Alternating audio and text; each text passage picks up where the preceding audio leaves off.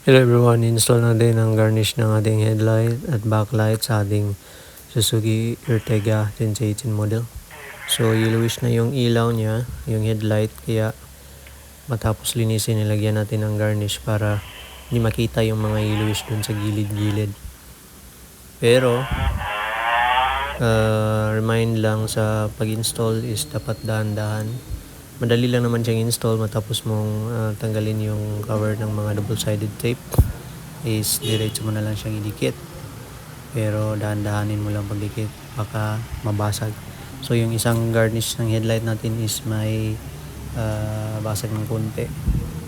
Tapos dito naman sa mga door handle garnish at saka concave niya guys, is linisin nyo ng mabuti yung door handle nyo. Dapat hindi siya smooth para didikit siya. At dito naman sa backlight guys, I'm not sure if normal ba to, hindi siya talagang ganun ka swak yung sukat, may naka usli ng konti sa ating backlight.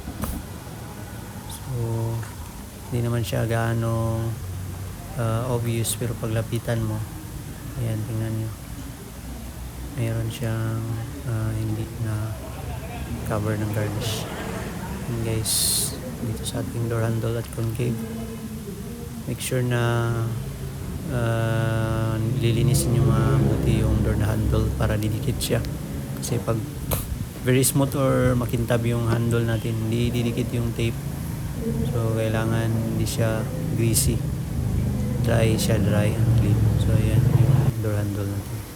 So yan na guys, tapos na install ng mga garnish ng ating Suzuki Ertiga. Diyan sa door handle, concave, at sa backlight niya.